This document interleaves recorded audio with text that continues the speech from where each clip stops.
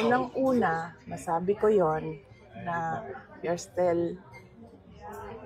we are truly behind sa education system natin compared to more developed countries around the world. And that is true. That is an observation. That is a fact of the Philippines. And I have all the right to say kung ano yung katotohanan ng bansa natin. That is covered by the freedom of speech and expression natin. So, dapat siguro walang magalit. Kasi yun naman yung katotohanan ng bansa natin eh. Saan ba tayo magsisimula mag-isip ng mga solusyon kung hindi natin tanggapin na mayroong problema yung bayan? Pangalawa, hindi ko maintindihan saan nanggagaling yung total failure ako as a Department of Education Secretary. Kasi iba yung actions ni BBM noong ako ay nag-tender ng resignation. Kung maalala ninyo, that was June 19, 2024. It was a Wednesday. Matagal ko na pinag-isipan yung pagre-resign. Inisip ko na kapag mag-resign ako, habang nasa administration ako, inaatake ako. Pag nag-resign ako, dodoble yung atake sa akin. Posibleng mag-file ng impeachment case sa akin dahil September 2023 pa lang pinag-uusapan na yon. So, matagal ko na hawak-hawak yung resignation letter na yun. Matagal akong pabalik-balik sa Malacanang, pero hindi ko talaga pa naibigay. Pero nung June 19, 2024, dun ko na isip na yun ang pinakatamang panahon na ibigay ko na yung irrevocable resignation ko. Kasi merong meeting sa Malacanang about opening of classes na hindi naman dapat na umaabot sa level ng Pangulo, pero meeting ko nung para sa kung kailan magbubukas ang klase. So after nung meeting, mag-request ako kay President Marcos if I can have a few minutes of his time. Meron lang akong ibigay sa kanya na sulat. So, ang ginawa niya, sinabi niya, so ano kasi yun? Meron silang reception area, tapos papasok ka sa isang room. Doon sa room, doon ginagawa yung meetings nila. Merong conference table. Tapos, pinapasok niya ako sa isa pang room, doon sa loob. Nagmuka siyang office na may table, may office table, may lounge, merong living room. Doon niya ako dinala. Meron pa isang conference table. So, tinanong pa nga niya ako hindi ka pa nakapasok dito? Sabi ko, hindi. First time ko ito nakapasok dito. Tapos nagkwento pa siya na, nung panahon ng tatay ko, kung saan nag-gather ang mga tao. Tapos, gusto niya daw yung view na yon doon, kaya ginawa niyang office. Sabi ko, okay. Gumanon lang ako. And then, sinabi ko na sa kanya, may dala ako na letter, ibibigay ko sa'yo. Tapos, binigay ko sa kanya. And then, nung binasa na niya, ang sabi niya, why? Tanong siya sa akin, bakit?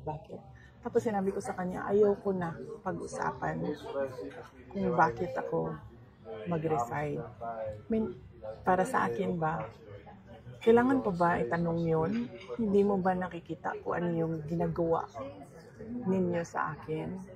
O parang hindi naman ako masokista na aatakihin ninyo ako nang aatakihin habang nagtatrabaho ako para sa inyo, and to think na the Department of Education was the department that was delivering results sa administration.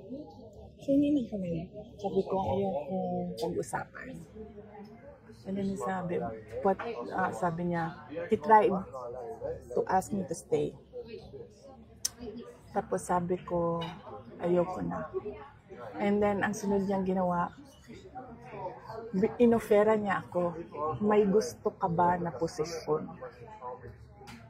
Sabi ko, wala akong gustong posisyon.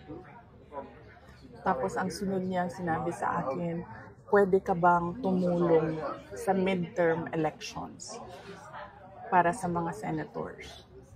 Tapos sabi niya, kasi di ba yung pugpong ng pagbabago, kasali naman yun sa unit team noon. Naman yun siya. Sabi ko, hindi ko, pag-iisipan ko, pero wala pa akong plano para sa 2025 midterm elections ng senators. So, clearly, lahat ng attempts niya to make me reconsider my resignation, na sinabi niya, magstay lang ako as Department Secretary o DepEd, na sinabi niya, gusto ko bang lumipat sa ibang posisyon, sabihin ko daw sa kanya, na sinabi niya, pwede ba akong tumulong sa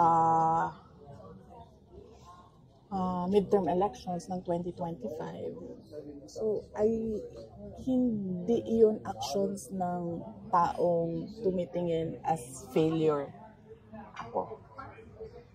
Action yun ng taong tumitingin na kailangan niya yung trabaho ko. So, hindi ko alam sa nila galing yung sinasabi nilang failure ako as a Department of Education Secretary. At ang clincher dito, hindi yun eh. Hindi yung gusto niya akong manatili at magtrabaho para sa kanya sa administrasyon. Yun yung pag-alis ko, nagbeso-beso siya sa akin. This was 10:25 or 10:30 in the morning. Sa oras ko. Hindi lang ako sigurado sa oras. Yes, tama. Kasi ito yung pumasok sa isip ko eh. Tama yung oras ko. 10:25, 10:30 naman. Amoy alak siya. At kung ako ang pahulain, kung ano yung alak na yon, whiskey. Pero, hindi ko naman siya nakita nag-inom ng whiskey. Nakikita ko siya lagi umiinom ng champagne. Pero amoy alak siya at 10:30 in the morning. Doon na-confirm yung decision ko na mag-resign. So, hindi ako ang failure. Siguro, ang failure is yung 10:30 pa lang ng umaga, amoy alak ka na.